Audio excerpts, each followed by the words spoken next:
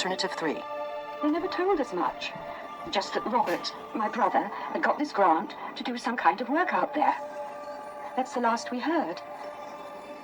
It's not knowing that's the worst. The driving force behind Alternative 3 was this notion that the Earth would suffer some sort of climatic collapse. The climate would run wild. There would be storms and deserts would expand. There would be crop failures, a lot of environmental damage. The powers that be decided to attempt 3 alternatives to fix it, to mitigate it, or to survive it. So the first alternative 1, was to blow a hole in the upper atmosphere using a high-yield nuclear device. The idea behind this was to vent carbon dioxide into space. Alternative 2 was this notion that they could survive it, right? So what they wanted to do was to build deep underground bunkers, large-scale bunkers, and possibly connect them with an underground rail network, and then live in the bunkers to wait out the climate collapse, and hopefully, as the Earth commonly does, it would reset itself with no human intervention. The assumption I would make is that they figured people would survive it, but those survivors would be limited to pockets that they could probably control when they resurface. All I'm prepared to say is there were 3 alternatives for discussion. First 2 were crazy. Forget about it. Third alternative, maybe not so crazy. Alternative 3 was to leave. This idea that the Earth had suffered such climactic damage that they had to leave and come back later. Maybe hundreds of years, thousands of years. It's really kind of open-ended. The other problem with Alternative 2 was that you can build vast underground bunkers in cities, but you can't build enough of them. And it takes so long to build them that it's probably more efficient to leave. What do you mean? Go to some other planet? I mean, get the hell off this one whilst there's still time. Gerstein then went on to discuss the kind of cross-section they would like to see get away. A balance of the sciences and the arts. In fact, all aspects, as far as possible, of human culture. He said that the list would never be complete, but it would be better than nothing. Well, I've done everything I can to try to get some kind of answer, but there's nothing. And they just say, "Oh, we're sorry, but we don't know anything about your brother." Some operation of supreme importance has been going on beneath the security cover. We believe that that operation is Dr. Carl Gerstein's Alternative 3. Whether a human survival colony has already been established on Mars, or whether plans are still in preparation for its transportation from the moon to Mars, we don't know. But we put out this program tonight as a challenge to those who do know, to tell us the truth. Was the showing of Alternative 3 a warning? Is there evidence of people disappearing? That people of German ancestry have disappeared at a higher frequency than normal. And it's unexplainable why. And there aren't a lot of archive material that talk about a person's ethnicity. But the times that it is, it seems as though German comes up more than it should be. This planet is under observation again. Somebody is watching us. Somebody is studying us, our languages. They want to speak with us.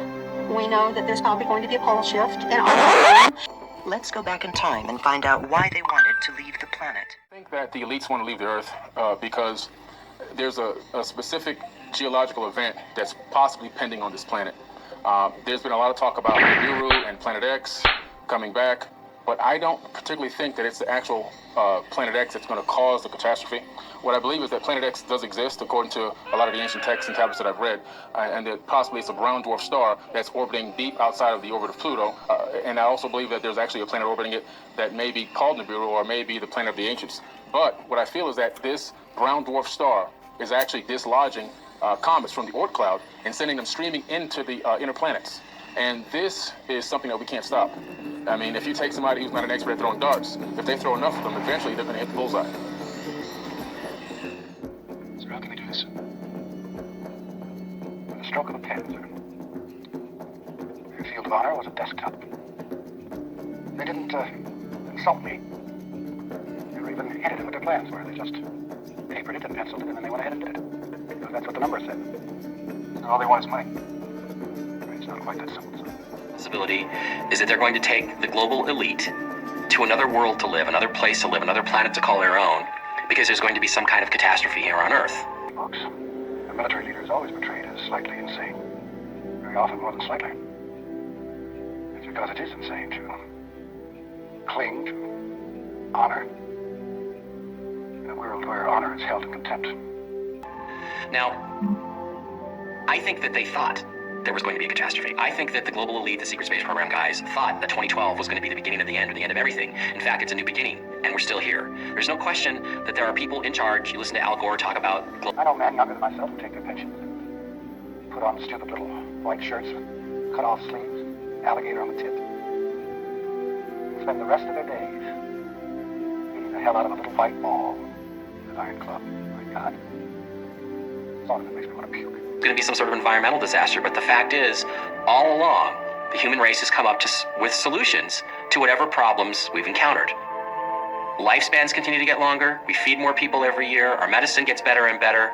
So I suspect that at one time, the secret space program was like the alternative 3 idea. Never be ashamed of being human. Like the alternative 3 idea, where a lot of the intergalactic species are kind of broken down into 3 major strata. You have sort of your young, infantile baby races. We're juvenile, right on the edge of trying to be adults. You have sort of mature species, spacefaring species, which, you know, can kind of occupy a pretty solid gap of age of hundreds, thousands, tens of thousands of years of being spacefaring. And then you have a few of the ancient races, which have been spacefaring for millions of years. And there is this real difference in who and what they are and they do. And so if you're kind of in the middle strata, the attitude about, you know, those in the upper, the ancient strata is, it's not up to us to decide what their business is. They obviously do what they want, how they want, but their reputation is that they're just going around tinkering with DNA. They're still working on these long-term upgrading plans. The amount of secrecy involved in the UFO cover-up is truly astonishing. When you really analyze the information that we're bringing forward to you in this program, it will give you a paradigm shift in consciousness. You won't see the world the same way anymore. You begin to realize that the controllers of this planet have been put in a position of power by us. We have kind of really allowed them to take control of us. There's a true reality here where we, being the population of the world, 7.5 billion of us now, truly do have the power to overthrow them. The reason why they keep us suppressed and oppressed is because the technology and information about ancient civilizations and ETs keeps them in power. The less we know, the more power they can hold over us. This is why they spray poisons on our food. They have the depopulation agenda. This is why they do everything impossible to keep us dumbed down and also sick and maybe even dying early. The elites that control this planet have a discrete agenda, and that agenda is to maintain control of the population of Earth. This is how come you see us using century-old technology. They won't let us advance into things like zero-point energy devices. They won't let us use different types of technologies that can make our lives a lot easier. They suppress and oppress that information and then create their own breakaway civilizations on other planets, negotiate possibly with other ET civilizations, keeping everything totally secret from us. In this way, they have maintained the control over us. But there will come a day when all 7.5 billion of us will wake up consciously to the next level, and we will find a way to join together and unite and take back control of our planet. How can we save humanity? The government first will react to save itself. We know that. I think if they decided to do full disclosure, the people on this planet can actually handle it.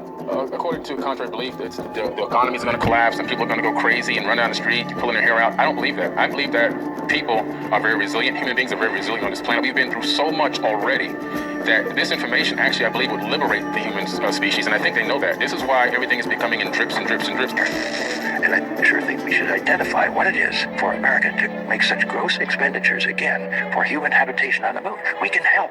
We can join with. Together, we can explore the moon and develop the moon. Is that there is more going on behind the scenes. The publicly funded NASA organization could be our largest database. RFZ-2 that actually flew With the Nazi Party. Who, by the way, was very steeped in occultism. He was into big for the spiritualism and everything else. When it comes to the idea of a secret space program, there's one issue which I think is very important. It doesn't necessarily relate to specifics, but if you think about it, we first landed on the moon, in terms of a manned mission at least, in July 1969. Now, if you look at the way in which every aspect of technology has advanced since then, computers, you know, that were once the size of almost like a car, you know, they're now like a matchbox, you know, the internet, medical technology, everything has advanced to incredible degrees. But we're expected to believe that the same brute force rocketry that sent people to the moon in 1969 is still the only way to get people into space today. And to me, that is totally illogical when every other single aspect of technology has literally gone through the roof in terms of, you know, developments. Why is it then we're still relying upon rockets, brute force engines, and technology that actually really isn't advanced? You know, the Saturn rocket wasn't advanced as such, it was just huge. And it's kind of the same situation today. And I find that very suspicious that we're still supposedly using rocket technology when every other technology has advanced. For that reason, I do think there probably is some sort of covert space program going on. And this it gets into Gary. There's another funny aside about them doing that. Last year, when the Chinese lunar lander landed and took a bunch of pictures, NASA published on their site, hey, here, we'll show you these pictures from the Chinese lander. And one of the pictures, people went, hey, there's a building in that picture. And then NASA had to go, oh, no, that's not what happened at all. They went, oh, our bad. That's not from the Chinese lunar lander. We accidentally grabbed a picture from the Apollo lander photos, and it accidentally got mixed in there. Somehow, we accidentally grabbed this whole other picture from 40 years ago out of an analog filing system and got it converted into a digital filing system and into a computer file, and accidentally got it put up there with the Chinese ones. Oops. That was a lot of stages of an accident to happen. NASA is not fully in the know, and they are very frustrated, and they would like more tech to space explored, so that they're pushing what they can without getting fired or dumped out. Cover up. I think a 10-year-old child looking at a flying saucer that can instantly accelerate is going to understand somehow that they're not using gasoline to go around. So they're using something better than that, whatever that is, whether it's 0 point or some kind of safe nuclear fusion or whatever it is. It's not petroleum, and therein lies, that's the revolution. Because implicit in the solution of UFO technology is a post-petroleum civilization. As far as Mars go, we have the most content and data on Mars because that's where the most content and data has come from the NASA research. And we've got probably around 38,000 images from Mars alone, anomalies depicting ancient civilizations that existed there in the past, and possibly a small remnant remaining there right now. They're not changed in any way other than just bringing the contrast down, because what they do is they turn the contrast up and then everything is whited out. We turn the contrast down, basically that's all we do, and we also provide direct links to the source images. And the reason why I can say that is I'm actually part of a group called the United Family of Anomaly Hunters, and we've cataloged about 58,000 anomalies that we've downloaded from NASA archives, European Space Agency archives, and also Indian Space Agency archives now. And we've actually downloaded close to 1 million images, but out of that we got about 56 and 58,000 actual anomalies cataloged and documented. And on these anomalies, we've got plenty of bases on the moon. We've got lots of structures, clear structures on the moon. They deliberately de-res images from Mars. The cameras that we have on our iPhones today are as good as the cameras they have on the Mars rovers. Yet, I can take a picture of my iPhone and I can zoom it up about 50 or 60 times and it's crystal clear and I can see all the detail of whatever I've taken a photograph of. But when you zoom up all these NASA images, it just gets blurrier and blurrier and crappier and crappier. And that doesn't make any sense. So clearly what they're doing is they're de-resing the images so that you can't ever have a smoking gun. But you can have enough information to go forward and continue your hypothesis and talk to other people about it and show it to other people and get them to start going, And essentially, delta wave emitter from a ship above makes everybody sound asleep, because delta waves are sleep waves, and if you're imposing a delta and wave emitter over a neighborhood or over a part of a city, everyone will just snooze right through the whole thing. And if you have someone who you can activate in that process, be immune to the effects, walk out of the room, get into a van, no one's going to be awake for it. No one's going to be looking out a window. Even someone sitting at their kitchen table is going to all of a sudden feel drowsy and pass out for a few minutes and then wake up and go, oh, maybe it's time I go to bed. So, I mean, they'll just knock everybody out. So you could do that and no one would see anything. There would be no evidence of that. And then once they started using the jump gates full time, The Black Knight. so I went ahead and looked up the USMCSS files on the Black Knight because there seemed to be a connection there. Philip K. Dick was in fact beamed by the Black Knight, which is this alien satellite, extraterrestrial satellite that's been floating around the planet in a polar orbit.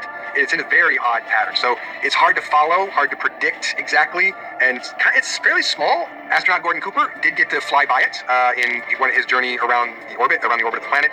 He said that it was black and green, was blackish, had a greenish light to it, but otherwise it seemed to be kind of glowing or pulsing. It seemed to have a presence to it, but that was about all he noticed. And there it goes. But what we have determined over time by having our own specialists, kind of try and look at it and communicate with it, what we know is it is a satellite of much, much ancient origin. Some people have said 13,000 years. We don't think so. We think over 100,000 years. It does seem to have an operational artificial intelligence on board, which has been recording data and information on planet Earth for a long time, for as long as it's been here. It does not seem to be sending a signal out into space anymore, nor does there seem to be any signal coming from space to it anymore. So we believe that whatever communication that it was having with its home source has stopped. We also suspect, because of the nature of that the civilized source has stopped. So it's just floating around. It's failing, right? It's an artificial intelligence, a computer system, an electronic mechanical system that's failing because it's really old. So it's sputtering information, and we don't know why it's talking to people. It's going to start reaching out to whoever's closest and start talking to them. Maybe it really doesn't understand our language, so communicating in memories and images and things that it's recorded, maybe all it knows how to do. Phil K. Dick, it beamed information to him. They definitely communicated with him. All the books and stuff that he was writing was just all this, weird sort of stream of consciousness download that was a combination of what was coming into his brain and how his own creative process was dealing with it and how he was interacting with it. And it's just going to keep doing that. It's just going to keep talking to people and beaming things into people's brains until it shuts off or we do something about it. A lot of the intergalactic species are kind of broken down into three major strata. You have sort of your young, infantile baby races, and we're juvenile, right on the edge of trying to be adults. You have sort of mature species, spacefaring species, which can kind of occupy a pretty solid gap of age of hundreds, thousands, tens of thousands of years of being spacefaring. And then you have a few of the ancient races, which have been spacefaring for millions of years. And there is this real difference in who and what they are and they do. And so if you're kind of in the middle strata, the attitude about those in the ancient strata is, it's not up to us to decide what their business is. They obviously do what they want, how they want, but their reputation is that they're just going around tinkering with DNA. They're still working on these long-term upgrading plans. Let's say we were an alien group and we were here on Earth. We don't look like the natives, but we have an interest in their civilization. We have an interest in monitoring. Maybe we even have an interest in managing them because we realize that they're shooting like this in terms of their technology. They're about to leap into our world, whether we like it or not. So we might want to establish presence and influence among them. We might want to have a base on their world for some reason. If we did, how would we do that? Well, we would have to have our own people who look just like them, our own fifth column. Is this really the case? I don't know that it's the case. I think you'd be foolish not to consider it as a reasonable thing. It actually works very well with the evidence that has come to me from a number of individuals who've had encounters with very highly strange individuals who just don't seem human like the rest of us.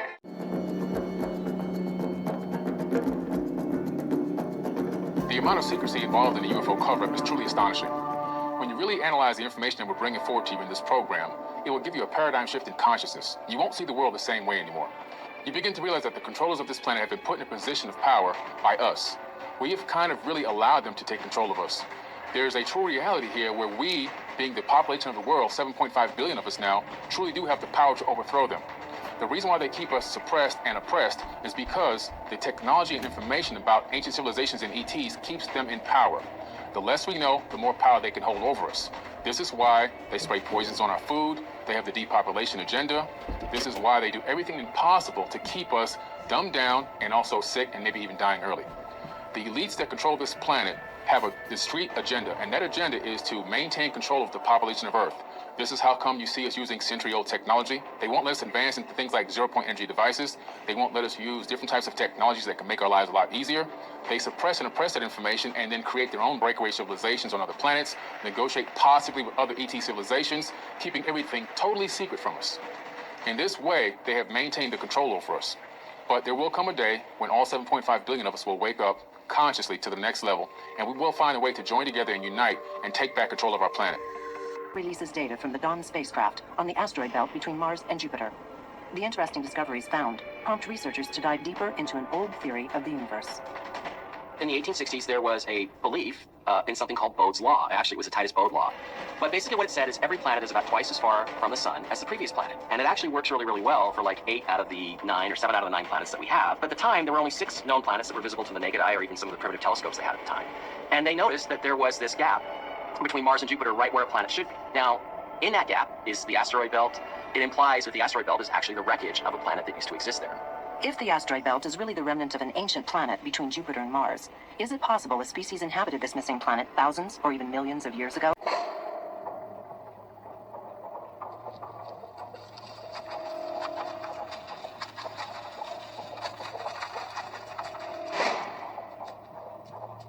Potential of surveillance, and AI can have access to all things like cameras on our smartphones, microphones. All it would have to do is listen to 1 or 2 whispered conversations like the one in 2001, the movie, and it can conclude that we propose a danger to its existence and take drastic action to eliminate anyone and anything that it perceives as a threat. How can we save humanity? The government first will react to save itself. We know that. Some also believe that by disclosing the information slowly, only a certain amount of the population will be able to actually figure out the truth, and those individuals can be recruited to further the human race. Randy Kramer believes he was genetically developed for this process, and that this kind of intelligence was passed down by our ancient ancestors to our now secret space program. Project Moonshadow was the project which genetically engineered and trained me and 299 other young boys and girls, for a total of 300 of us in the project. We were all genetically engineered from the ground up, Petri dish level. They didn't find me, they made me. Technically, there's a serial number somewhere on my file. My DNA code is got a patent on it. Understanding the secret space program, a way of going back home for us. It kind of is in this weird way, because we know that the oldest space programs were the Mayan space program, the Egyptian space program, and the Greek space program, and the Atlantean space program, and so forth. So the older ancient space programs, at some point there's a connecting point when we learn everything that comes into play. From high to low to high to low to high to low, as we have continued to try and grow up, get back to being spacefaring, and then fall back down, and then try to crawl back up to being a spacefaring member of the galaxy, and then fall back down from all the complications of trying to maintain a civilization. Or in some cases, like the Mayan space program, they developed to a level where it was like, oh, if we don't leave right now, none of us are going to survive. And basically it was just, okay, everybody, we're getting on the ships and we're all leaving. And they became space nomads. They became a spacefaring nomadic tribe species because it just became clear that staying on the ground where they were, they would not survive. It was not safe for them to stay there. And the only way that they could continue to survive was to take their ships into space and essentially live in them. That was the safest place for them to be, was living aboard their ships in space. Sort of this drip kind of disclosure, because the fact is that they don't cover everything up. I mean, they don't give you great, awesome pictures of the pyramids on Mars, but they give you pretty good ones. They give you ones you can work with. And they don't overtly admit anything on Mars or the moon is artificial, but they keep putting out pictures with this stuff in them. Another funny aside about them doing that, last year when the Chinese lunar lander landed and took a bunch of pictures, NASA published on their site, hey, here, we'll show you these pictures from the Chinese lander. And one of the pictures, people went, hey, there's a building in that picture. And then NASA had to go, oh, no, that's not what happened at all. They went, oh, our bad. That's not from the Chinese lunar lander. We accidentally grabbed a picture from the Apollo lander photos, and it accidentally got mixed in there. Somehow we accidentally grabbed this whole other picture from 40 years ago out of an analog filing system and got it converted into a digital filing system and into a computer file, and accidentally got it put up there with the Chinese ones. Oops. That was a lot of stages of an accident to happen. NASA is not fully in the know, and they are very frustrated, and they would like more tech to space explored, so that they're pushing what they can without getting fired or dumped out. We're trying to be competitive in an intergalactic sort of market of potential military conflict. So we want to make sure that of the things that we know that we could face, we're competitive with those things, that we will match them in battle and not lose. So that means engineering the best and the brightest, picking the best and the brightest. I'd probably estimated to say that only 17% of the population is sought out for usefulness within the military space program. That would be because of genetics. You have that percentage of the population that has top of the bell curve genetics that you want. You need people who are smart, strong, resilient, because you're really putting people in stressful situations where if they really don't have intensely strong, flexible minds that can really bend and snap back.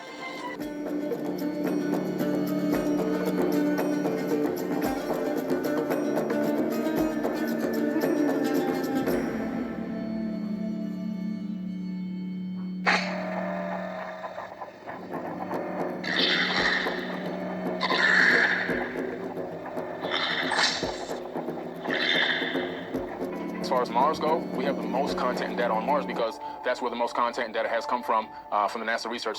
And we've got probably around 38,000 images from Mars alone, anomalies depicting ancient civilizations that existed there in the past, and possibly a small remnant remaining there right now. They're not changed in any way other than just bringing the contrast down, because what they do is they turn the contrast up and then everything is whited out. We turn the contrast down, basically that's all we do, and we also provide direct links to the source images. And the reason why I can say that is I'm actually part of a group called the United Family of Anomaly Hunters, and we've cataloged about 58,000 anomalies that we've downloaded from NASA archives, European Space Agency archives, and also Indian Space Agency archives now. And we've actually downloaded close to 1 million images, but out of that we got about 56 to 58,000 actual anomalies cataloged and documented. And on these anomalies, we've got plenty of bases on the moon. We've got lots of structures, clear structures on the moon. Physical evidence in the universe that supports their existence among us. Researchers point out that a very odd moon orbits Saturn. Some believe this moon could be an artificial planet. Iapetus is very different because unlike most of the moons of Saturn, which are in a kind of ecliptic plane, it's off at about a 60-degree angle. When pictures of the horizon came back that were showing the surface of Iapetus, not only was there this bizarre rim around the middle of the object, there was this edge, edge, edge, straight line, straight line, straight line. It was not a rounded spherical horizon. And actually, if you do the calculations and you see how long these straight lines are and put them together, it comes out in the shape of something called a dodecahedron.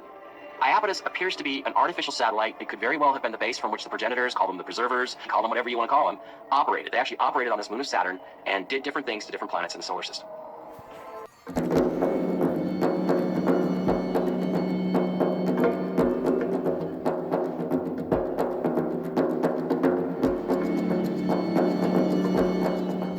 So they'll have genetics that will allow them to be stronger, longer lived, smarter, all of these other things that will make them like gods. And in addition to that, they'll have some kind of connection whether through implants or something else with a hyper-advanced AI web that they'll be able to participate in, or that just like we have on our hard drives and on the web, we'll have our own capabilities. They may have their own innate AI capabilities that they have access to. It's hard for me to imagine this because it hasn't happened, but I think that's what we're moving to. And I think what's going to happen with the mass of humanity, I think what they'll never allow is for everyone to have this. So you're going to have a kind of brave new world. We're moving toward it. You can see it happening. You have a very small number of the new gods, the new owners of everything, and the great excess of humanity. What's going to happen with it? Some of them will be dumbed down even further so that they're happy watching the football and they're dancing with the whatever and all this nonsense. And some will be maybe custom designed, genetically designed human beings for certain types of specific tasks. That I really am afraid of that happening in the future. I don't want that world. You're being presented with a bunch of symbols and imagery that are ultimately occultic in nature. So, for example, Edward James almost plays the detective who will constantly leave little symbols to Deckard, played by Harrison Ford.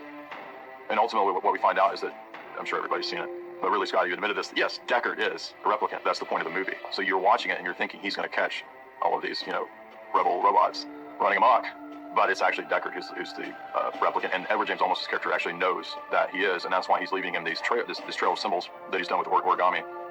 Because it's triggering in Deckard's mind that imprinting that he got from the Tyrell Corporation.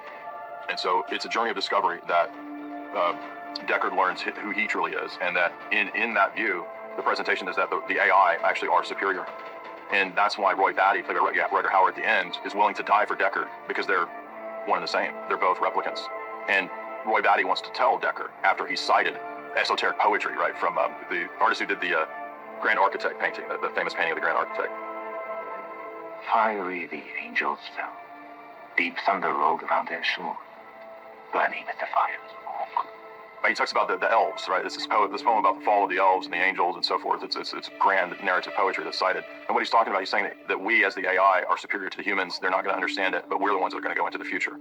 So that's what I think Blade Runner is about the warning of AI. It's about the warning of transhumanism, that we can actually be replaced by something synthetic in the future. And on a deeper level, metaphorical level, we already are becoming synthetic.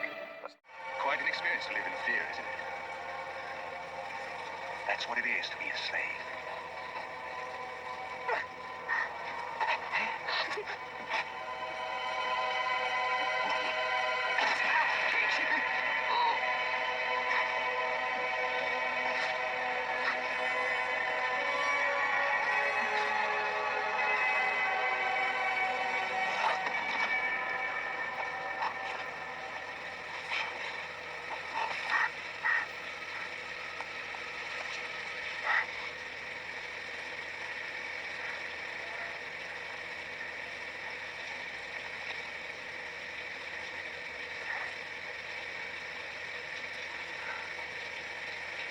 I've seen things you people wouldn't believe. Attack ships on fire off the shoulder of Orion. I watched sea beams glitter in the dark near the 10,000 gate. All those moments will be lost in time, like tears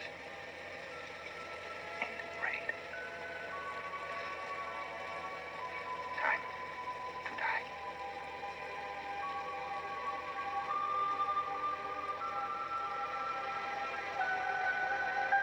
Movies seem to be warning us about artificial intelligence. But is there a need to be worried?